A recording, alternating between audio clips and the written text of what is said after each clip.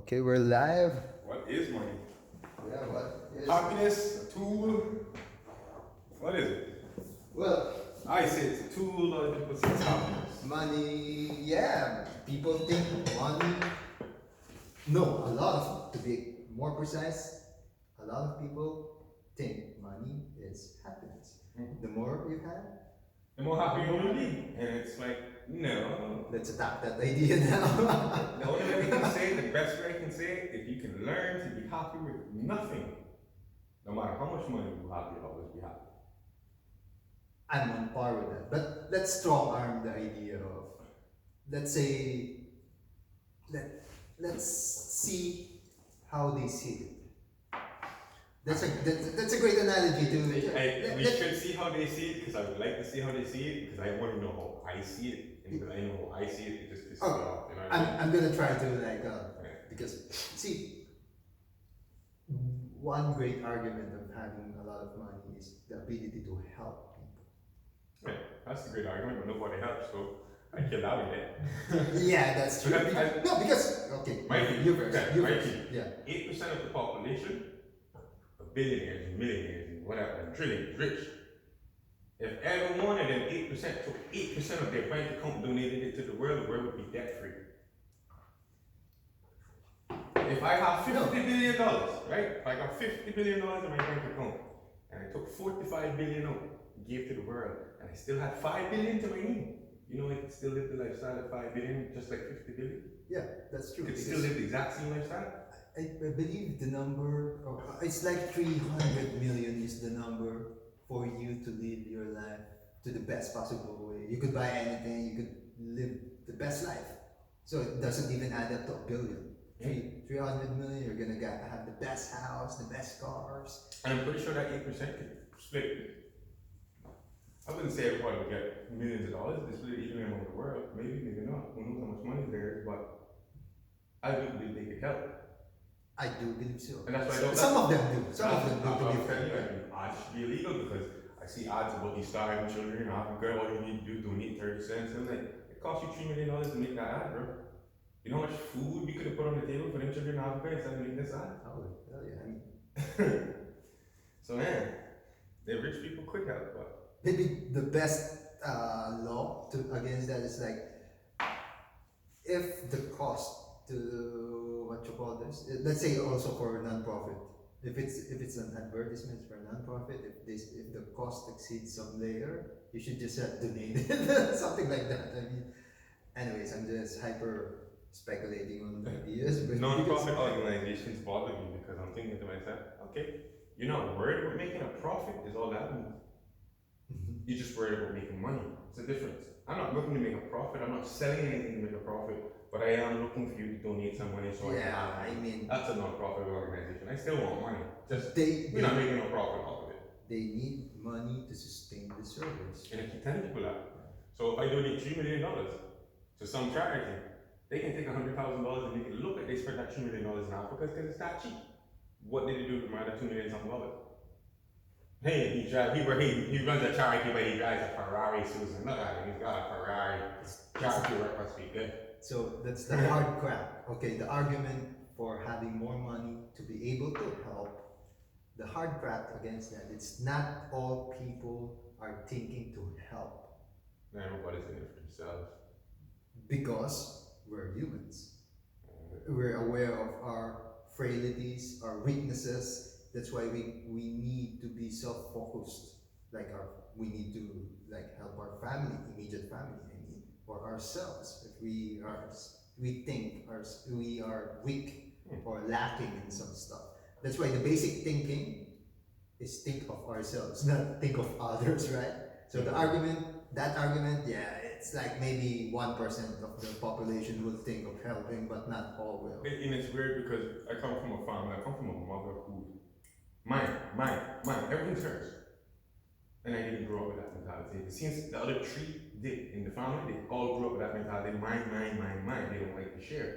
I've always shared. That's why I'm always broke. Because I'm always helping all of them. I don't get how I didn't get that this is mine. That logic. This is your mentality. Me, if I had, tomorrow if they told me I want $372 million, First thing I'm going to do is take that 300 million, put it aside, take that 72 million. That 72 million, I'm going to start looking. I see my friend struggling here, I'm giving 500,000, I give this one 500,000. That's just me. Then I started to think about it. If I was to put any one of my friends in that position, would I get it? Probably not. So it's like, if I do get this money, why would I reach out to these people? I'd still do it because that's just me, but then it's almost like, why would you do that? Because you know in return you would never do it back to you. And that's it. They're saying what do to others and you want to do to you. I'm sorry, but like, I don't like to question God, but we need to sit down and have a talk about God. Because I read your Bible and so much things are true, but this one here, what do to others you want to do to you, I've been doing nice. And my comment has been saying different. So we need to have a chat with this one. I guess you need to come on down and talk to me and join this podcast and have a seat down with us. Oh, we got one scene available for you. Come on, join. Oh man, Because that bothers me, right? I mean that's a fascinating scenario where there are actually there's one book, I forgot the name, but it was written by one of the greatest Russian writers, Fyodor Dostoevsky, and the scenario was Christ went back. Christ went back after, I mean during the Russian Revolution, and it's like they were able to speak with him. And Christ is like trying to claim again the scenario of like salvation for all mankind. And they even interrogated him in the police station. That's interesting. That was crazy thinking. That was crazy thinking for a writer, right? Yeah. And it's like, I mean, if he came back now, Jesus came back now, like I tell people, it wouldn't be no different as he was when he was here. Because we would hang him on a cross somewhere. If we didn't hang him, we'd shoot him, we'd assassinate him, we'd kill him. Because that's what we do with people. heroes. So, like the previous one I said, needing a place for the hero. That's what exactly it means. Imagine what we did with Christ. We killed Jesus Christ, and then people are like, oh, and he sent the Lord Jesus, why didn't he send the Lord? Yeah, so like, I'm pretty sure he did. But we did the same thing we did, because if you look, JFK tried to change, they killed him. Malcolm X tried to change, they killed him. Martin Luther tried to change, they killed him. Bob Marley, they tried, they shot him, they missed. He lived, they gave him cancer, they killed him. Because I still believe the government gave him cancer. I got cut in my toe. I never used to go to the doctor for it. I'm still alive today, ain't even infected. Don't tell me that one happened to him. He put cancer in, you wanted him dead. His music was touching everybody in the world. It was reaching everybody. And his music was all about the politicians and the corruptness and you didn't want the world to hear that, so you killed him. So God has sent other messengers, or philosophers like I call them, and we just murdered them there. Yeah. If I keep preaching these things like I preach, and I get out on a platform, they're gonna kill me too, because I'm pushing that change that they don't want to see. They just don't want to see it because there's no money in the change. And I keep telling people there's no money in the cure, and there's no money in building anything that lasts. People who got 1970 trucks can still drive 1970 trucks today.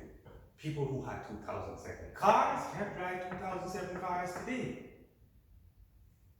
Why is the 70s still going? Because when they built them in the 70s, they had this intention. 70s, 60s, 50s, 40s, they had this intention for it to last. Make sure quality. And then they realized there's no money in lasting. Yeah. The money is when I got a flat tire. The money is when my tail light goes up. The money is when I need to change a part. So if we change, that's why if you look at F-150s, any car, every 4 years, they keep the same shit, but they alter little things a little bit. Because the 2012 light, not gonna work on the 2016, even though they look the same. That's just spending the money. When people start to realize this, let's stop doing a lot of things. The hard part, let's go to the source of money now, capitalism. Now, okay, there's no perfect system anywhere. Even capitalism is not perfect. But so far, it's kind of the best thing that we had ever since the war. It helped a lot of people, like billions of people, that same concept. But also, it also like destroyed a lot of things. Like we're destroying the world technically now. Garbage, we don't know what to do with garbage. The resources we're getting from, let's say, example, smartphones. We're like ravaging the African nations, and then youth labor, young labor, getting the parts for these things that we enjoy in the West. Yeah. That's something. I mean, and they're getting like crazy toxic. Yeah. The toxins. I know, they get all the toxins and they get paid 10 cents an hour Yeah, to deal with it. and we're enjoying this. And if they get 15 cents an hour, they're over there smiling, thinking that they're making, hey, it costs them $23 to make the iPhone, but when it's shipped over to the United States, you're gonna pay $2,300 for it. Why? That's why this compels me to do more, make more of these things, videos, ideas. Because see, if nobody talks, these things get buried. Yeah, it does. But let's go back to the topic. But it's like, yeah, capitalism. It's like one of the best things we invented, but it also has its downsides to it, and also corruption. Layer corruption to it. People could get corrupt. It Manipulate capitalism. I think it changes with one word. Because I don't really watch news, but Instagram and everything else kind of feeds all the information there. So it's like, I see that now that they assassinated these Asians, it's South Asian hate. And it's like, alright, well, 6 months ago when they shot a black man, we stopped black hate. Okay?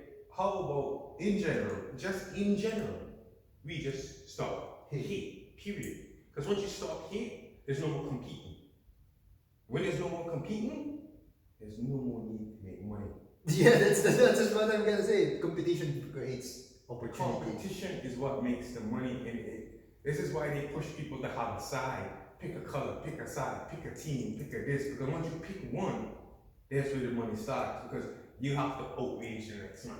You gotta have it better than the next man. So I gotta do this to get that. And it becomes a competition, everybody's fighting to get to the top. The top of what? The dominance hierarchy. I mean, the fake dominance hierarchy. I mean. you got poor people that can dominate their home. Or why don't you be one of them? Why do you have to be one of these pricks, like I said, to have a $80,000 watch that only tells you it's 7:10 in the morning when I got a $100 watch that tells me the same time? What's the argument? Your Ferrari is 360,000. My car is 36,000. But you put the key in it, you start it, you put it in drive. We drive the same destination. We get there. One might get there quicker than the next. But guess what? use the same gasoline. Use the same diesel. Gasoline. Yeah. But now if I go to service my car, which is going to use the same oil and probably the same technician, it's going to cost me $6,000 more because it's a Ferrari. Perfect. Yeah. Right. That's a mind-blowing thing, right? You tell people $100,000 car, there's only one truck in the world that's going away for $100,000. And I'm telling you that if you got the money, you can't buy what you want. If you want that $300,000 car, that's what you always wanted, buy it. But don't buy it with the intention to say that you have it amongst somebody else, because that's what most people do things. I have it, you don't have it. This is my house, this is not yours. They like to brag, this is my shit. I see people that buy a dog just to say they have a dog because the dog just chin up on the tree. They don't do nothing with the dog, they go out and feed it and that's it. What do you got a dog for? Just to say you have it.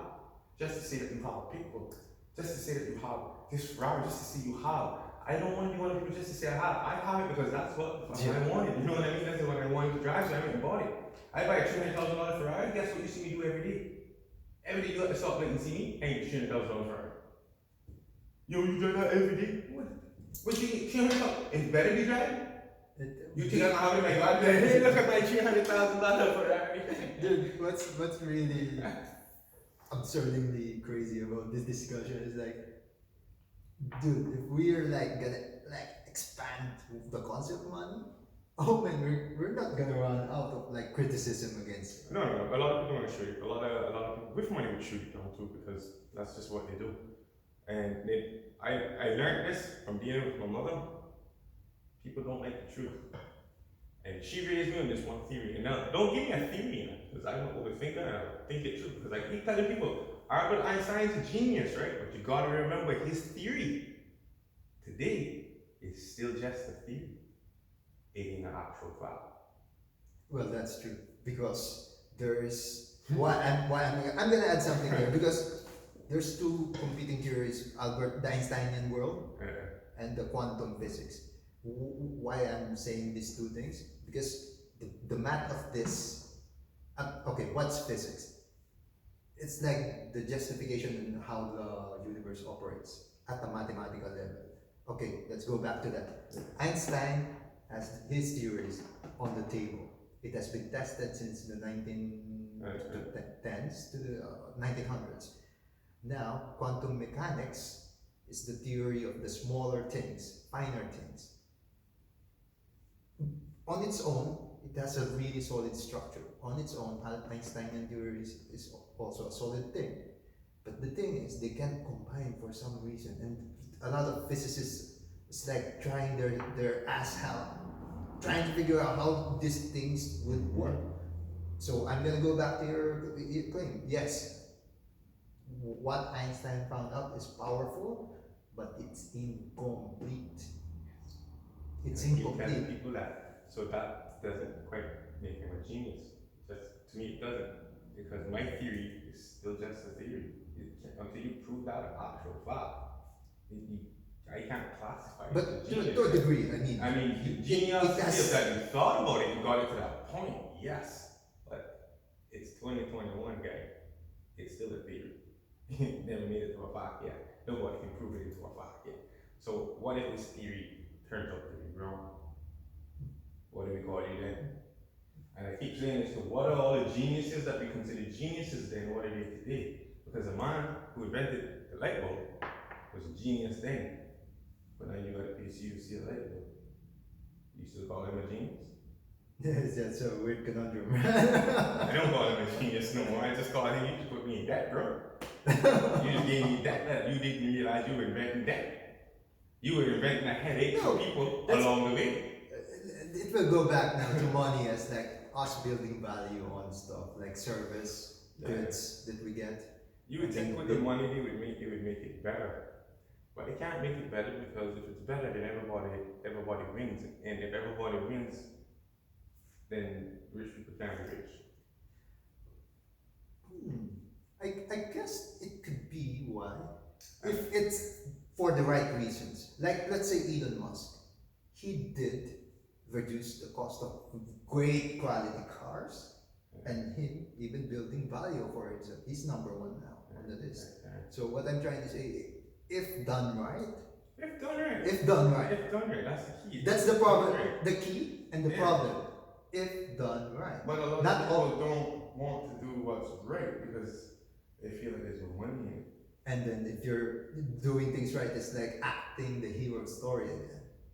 And then you're gonna end up in somebody's grave. And I realize why people want to have more money than the other man is because people like to feel, I want to use God. They want to feel like they're God. They want to feel. Yeah, we're good. We're good. People want to feel more powerful than the next man. People want to feel like they have something over them. People want to be able to say, that's my janitor, that's my butcher, that's my butler, that's my carman, that's my this. It makes you sleep at night, you feel big. You can't feel small. You can't say, you can't say I got $300 million in the bank account and I get up every morning and wash my own freaking car. You can't say that, can you? No, you can't say I pay him on my car money. You can't get up and do it yourself, can you? $300 million, you wouldn't do it yourself, would you? I would. And that's what people look at me like I'm mad. I'd have $300 million tomorrow morning and probably still show up here. Maybe not for the rest of my life, but I would still work for a little while. But that's just me. Like I don't want a lot of life. Yeah, it's like. Well, and I tell anybody this, the richest you can be in life to me, this is the richest anybody can be, is to own a house on a piece of land that the bank don't own. Because if you woke up broke the next day and you were a bum on the street, you could bum $10 and go back home to your bed. I mean, that's the richest you can be, whether you have money or not. Have a house that the bank don't own. People got millions of dollars and still turn around and borrow money from the bank. Because they don't touch their money. Bro, spend it while you can. Like Jimmy Buffett says, spend it while you can. Money's contraband. You can't take it with you when you go. You just can't. Just spend it while you can before it's taken from your hand. I guess the problem is not the money. The problem is the mindset. It's the mindset. It's the mindset, and I guess it's how they were brought up. I guess how they were treated. Some people were probably mistreated when they were young. Like maybe look at this Bill Gates. He was bullied in school. He was teased in school. Now he's a millionaire. It's like, why would I want to have that anymore? Why do I care? They didn't care about me then. And that mentality is probably where a lot of them end up. I got shit too. I don't care about none of these people. I don't, but I would help him. And I would help him with like, here's $1 million, don't call me. Don't call me, here's $1 million, don't call me. See, why do you think so that you want to help still, despite this layer of like the talk with God? Why is it like this? Because is it the right thing to do? Because it's the right thing to do. it's not even the right thing to do. It's like when I think about, they say you want to follow in Jesus' footsteps. I'm not trying to be God, I'm not trying to be Jesus, but this is what he would do. Yeah. Jesus was helping people who was kicking him down. Jesus was helping people that he knew was going to betray him the day he was going to die. He knew Paul was going to deny him 3 times before he even got to that stage. He knew all the shit that was going to happen to him. He just kept doing it. And I kept asking myself as a kid, yo, you took all this shit, you took all this heat, you were a poor man, and you took all this shit, and you still help people. What? Yeah, that's me. Forget it. I'm going to follow in your footsteps and lead that example. I don't believe in religion. I believe in the Father God and His Son Jesus Christ. I'm neither one of them. I don't need to help everybody, but I guess because I grew up in a family where everybody was kind of vindictive and trying to have something about the next one. I always played the nice guy and always wanted to do the right thing. It just kept me in that path. That just really kept me here. Because sometimes I don't want to do it. I don't want to be nice. But then it's just like, bite your tongue and do it. Just be nice. I hate it about me sometimes, but then in the long run, I appreciate it. Because it's the right thing to do. And the right thing for me to do right now too is like get out of my mother's house, but that's another topic. Yeah, that's another topic. So, but yeah, I mean, like back to this money thing though, I'm gonna say it now so it's recorded. It's a tool. Money is never happiness, and for those who believe it's happiness, you're gonna end up in hell. Because this cup will make you happy if you had it. Let's say it's a Google cup made of gold. It'll make you happy if you had it. You want it. I get that, I'm gonna be happy. That's cool. Right? But if you got $10 million, $10 million didn't make you happy. Get the cup made you happy. You know what I'm saying? Money is the tool that helps because you can go out and steal the cup. There's your happiness when you have it, you stole it. Or you can go and buy the cup, which is the tool, and then you got your happiness. Money is only a tool. Yeah, it's a bridge. It's just a tool, it's just a bridge. Stealing is a bridge. Taking it from someone, borrowing it from someone, making it. Making it yourself. These are all the bridges towards the happiness. Yeah. Money is just one of those bridges. It is not the actual happiness. The end result is not money happiness. It's just the process of happiness to get there. Yeah, that's my If you had no money and you still wanted this cup, you would find a different way to get the cup, to get that happiness. The weird part with our world now is we could technically get anything now. Especially us in the Western world. Buy a 3D printer. Technically we could buy a golden cup now. Which before in the 1900s or 1700s, let's say. Yeah, that is freaking insane. You find out in the king's house. Yeah. That's about it. You have to be a king. And I think that's what I was getting at too with people with money. It makes them feel like a king. What? Because I can wake up in the morning, here's my guy, bring my newspaper, my other one to bring me my coffee, I got one to cook up the breakfast, and oh, the helper's gonna take the kids to school, I gotta go to work on time. Just makes you feel like a king. If you're earning an average per year $32,000, you're on the 1% that of the richest that have ever lived, richer than kings. Which correlates to what you're saying.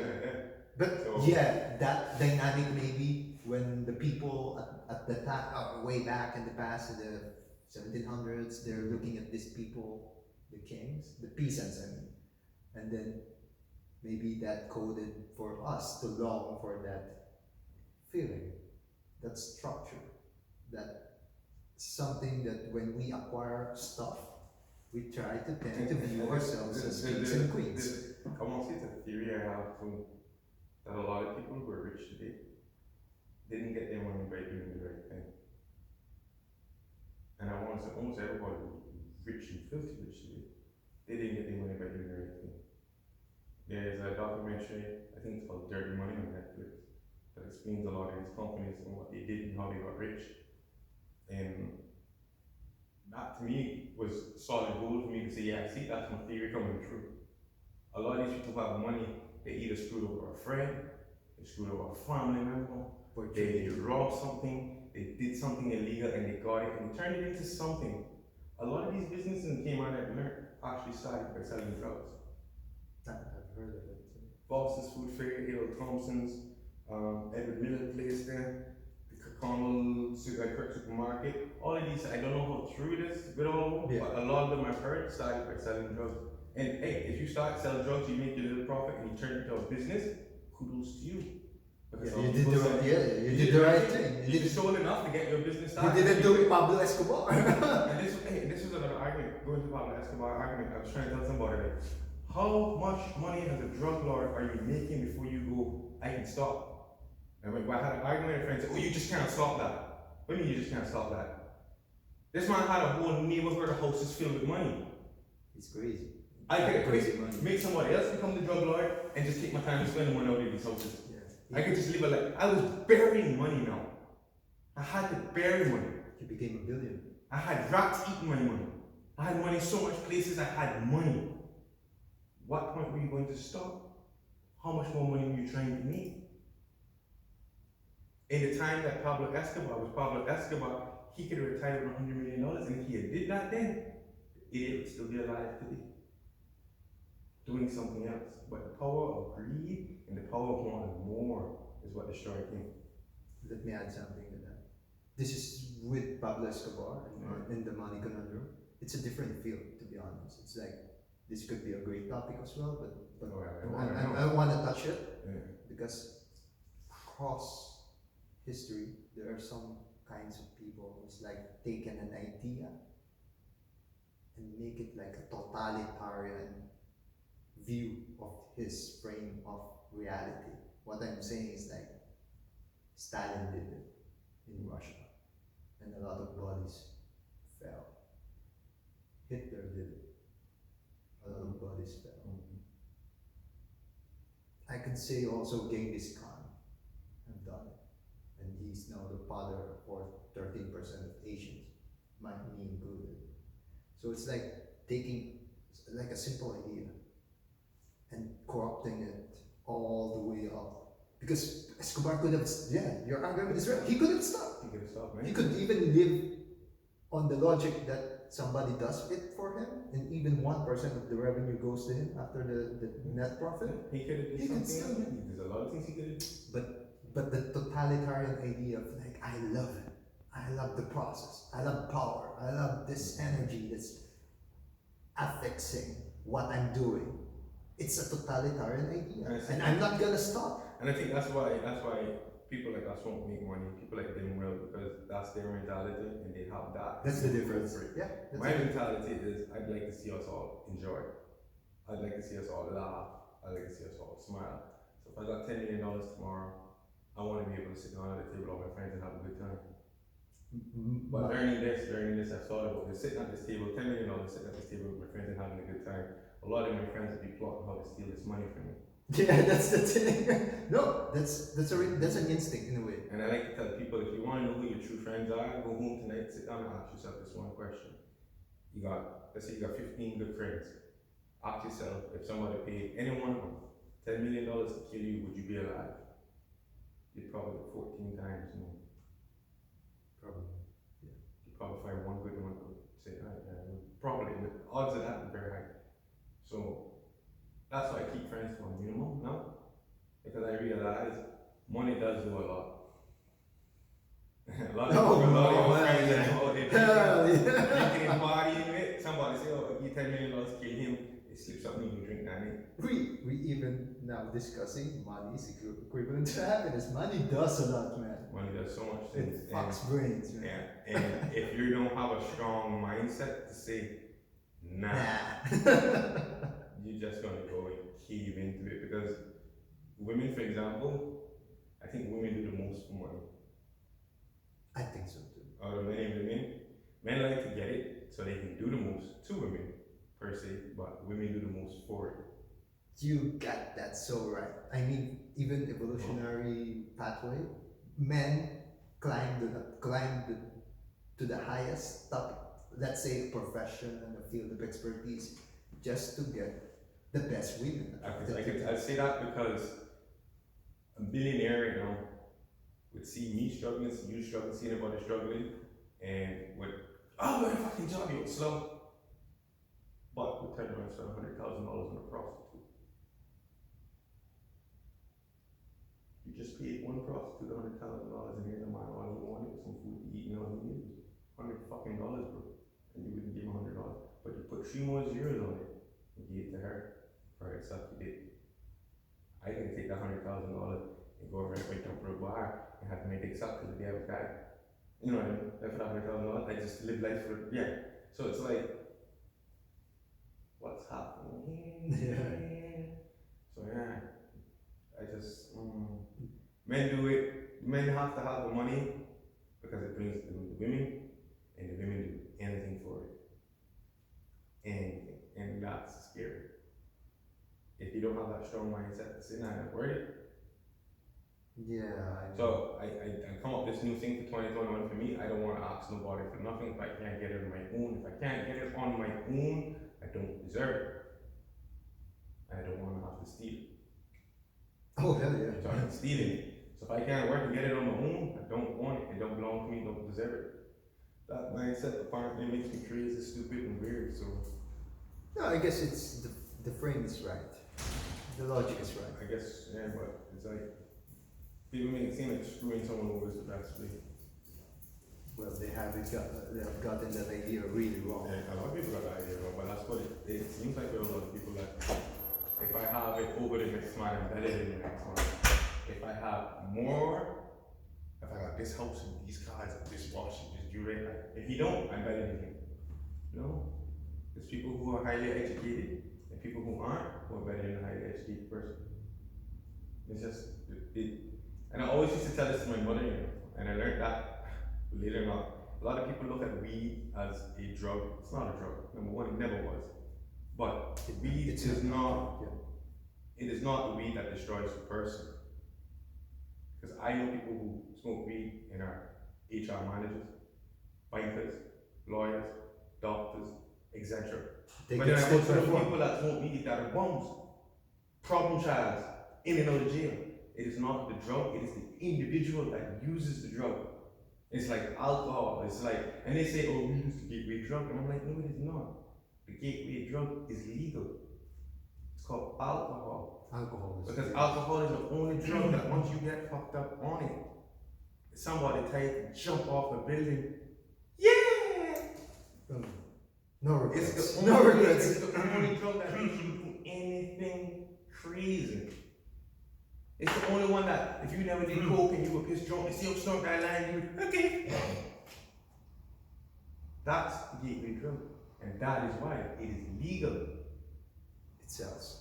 Because if it's legal, the gateway drug would have to be legal because they would want it to open you up to all the other parts. If it was illegal, it couldn't open the possibilities up to anything else. It had to be legal to open up the possibilities so you trying something else.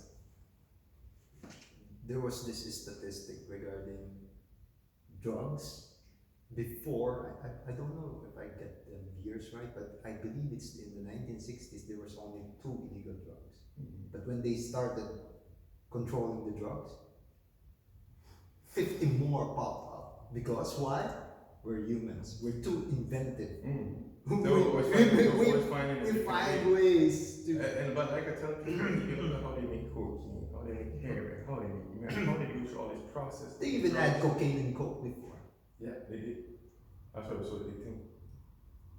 But if you look at the process, Coca-Cola, yeah, if you look at the process of all these drugs, we used to seed the plant in the ground, put water in it, the sun do the rest. There's nothing added, so it can't be a drug. It's a plant. Who we will sue? God.